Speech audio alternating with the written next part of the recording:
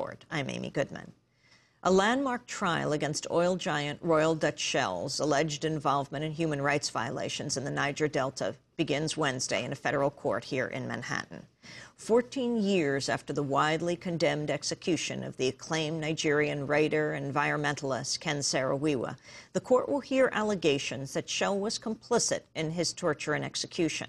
Ken Saro-Wiwa was the founding member and president of MOSOP, the Movement for the Survival of the Ogoni People, a group committed to use nonviolence to stop the repression and exploitation of the Ogoni and their land by Shell and the Nigerian government. Indigenous people have been cheated through laws such as are operated in Nigeria today, through political marginalization. They have driven certain people to death. In recovering the money that has been stolen from us, I do not want any blood spilt, not of an Ogoni man, not of any strangers amongst us. We are going to demand our rights peacefully, non-violently, and we shall win. In 1996, a year after Ken Saro-Wiwa and 8 other Ogoni activists were hanged, the Center for Constitutional Rights, Earth Rights International, and other human rights attorneys brought a series of cases against Royal Dutch Shell and Brian Anderson, the former head of Shell's Nigeria operation. They accused Shell of working closely with and financing the Nigerian military government to brutally quell the peaceful resistance against Shell's presence in the country. Shell strongly denies all charges. The cases against Shell were brought under the U.S. Alien Torts Claim Act and the Torture Victim Protection Act, and will finally go to trial this week, despite Shell's attempts to get the cases thrown out of court over the past decade. Ken Wiwa, Saro-Wiwa's son, told reporters earlier this month that, quote, "In a sense, we already have a victory because one of the things my father said was that Shell would one day have its day in court." Well, when Democracy Now! Correspondent Jeremy Scahill and I traveled to the Niger Delta in 1998, we went to Ogoni land. We visited Ken Saro-Wiwa's parents. An Ogoni man stepped forward from the hundreds of villagers who gathered to greet us, and he began reciting the final speech of Ken Saro-Wiwa, made shortly before he was hanged. I have no doubt at all about the ultimate success of my cause. No matter the trials and tribulations which I and those who believe with me may encounter on our journey, neither imprisonment nor death can stop our ultimate victory. I repeat, that we all stand before history. I and my colleagues are not the only ones on trial. Shell is here on trial, and it is as well that it is... When we visited the parents of Ken Saro-Wiwa a few days before coming to Elijah Land, this man stood up and recited Saro-Wiwa's closing statement before the military tribunal that would ultimately hang him. In my innocence of the foul charge I face here, in my utter conviction, I call upon the Ogoni people, the peoples of the Niger Delta, and the oppressed ethnic minorities of Nigeria to stand up now and fight fearlessly and peacefully for their rights. History is on their side. God is on their side. The voice of an Ogoni man reciting the last words of Ken Saro-Wiwa. I'm joined right now by 2 guests. Steve Kretzman is the Executive Director of Oil Change International. He was at Shell's annual shareholder meeting in London last week and has been following the case against Shell. He also worked closely with Ken Saro-Wiwa in the last 2 years before Ken's death. Steve Kretzman joining us from Washington, D.C. We're also joined here in New York by Han Shan, the director of the Shell Guilty Campaign, a coalition initiative of Friends of the Earth, Oil Change International, and Platform Remember Saro-Wiwa. We welcome you both to Democracy Now! I wanted to start with Ken Saro-Wiwa because of the trial that's beginning this week. Steve Kretzman, you knew him well. Tell us about who he was. Ken was an amazing man. He's easily the most extraordinary individual I've ever met. Deeply, philosophically, and strategically committed to nonviolence. You know, he spanned worlds. He really...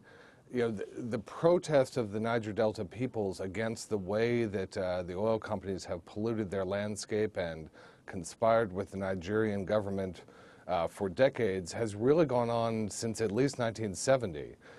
That's the earliest recorded references we have to protests by local communities. But it took until Ken came on the scene in 1990 with the formation of the Movement for the Survival of Ogoni People to internationalize the cause, and for his articulate voice, for his charisma to be lent to the cause, which really educated all of us around the world about the tragedy that is ongoing today in the Niger Delta.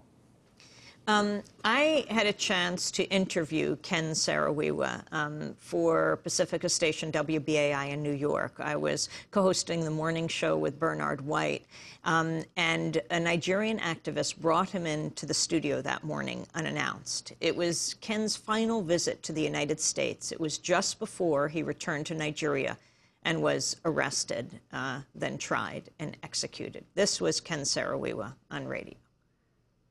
Well, Shell does not want to negotiate with the Ogoni people.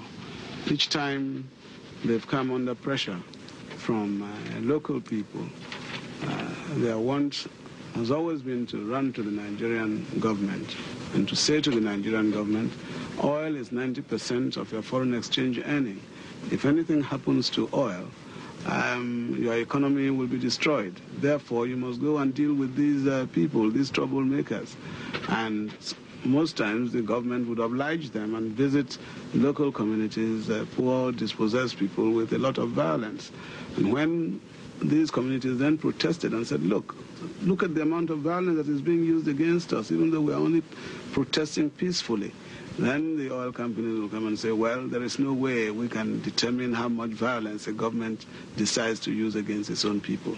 So basically, the local communities have no leverage with the oil companies at all. Who is the government now of Nigeria? There is a military government in power at this time, and indeed military people have been in power in the country for a long time. Because they suspended the results of the elections? Yes, indeed. But for a long time now, Nigeria has been under military dictatorships, and the oil companies like military dictatorships because basically they can treat with these dictatorships, the dictatorships are brutal to people, and they can deny the rights of human rights of individuals and of communities quite easily without compunction. Ken Saro-Wiwa, how does the oil companies, how do Shell and Chevron deal with you as the president of the Movement for the Survival of the Ogoni People? Well, recently, when the protest started, the Shell, they had a meeting, and operatives of Shell in Nigeria and of those at The Hague in the Netherlands and in London held a meeting, and they decided that they would have to keep an eye on me, watch wherever I go to, follow me constantly to ensure that I do not embarrass Shell. So as far as I'm concerned, I'm a marked man. That was Ken Saro-Wiwa back in 1995. In fact, Steve Kretzmann, you organized that trip? I did. I was one of the co-organizers of that trip, yep. And the month and year of that trip? That was January or February of 1994. And he returned in 1994 to Nigeria, and he was soon arrested. Yeah. And then he was ultimately tried. Explain that trial, Steve Kretzmann. And right now, with the 3 cases being brought against Shell, explain what was Shell's role, if any, in that trial.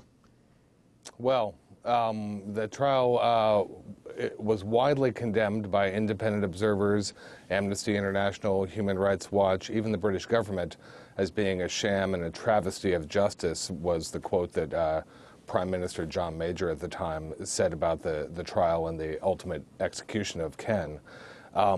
You know, Shell's role is obviously the issue that begins this week in court.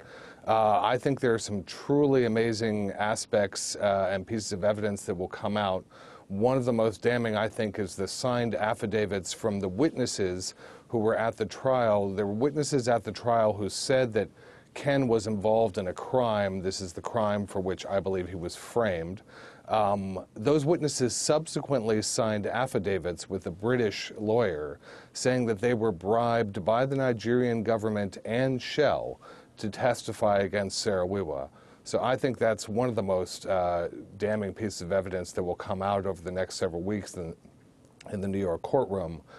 Shell also, we will see that they were deeply involved in the planning the trial, and really, I think the campaign to silence the Igoni and Ken Saro-Wiwa.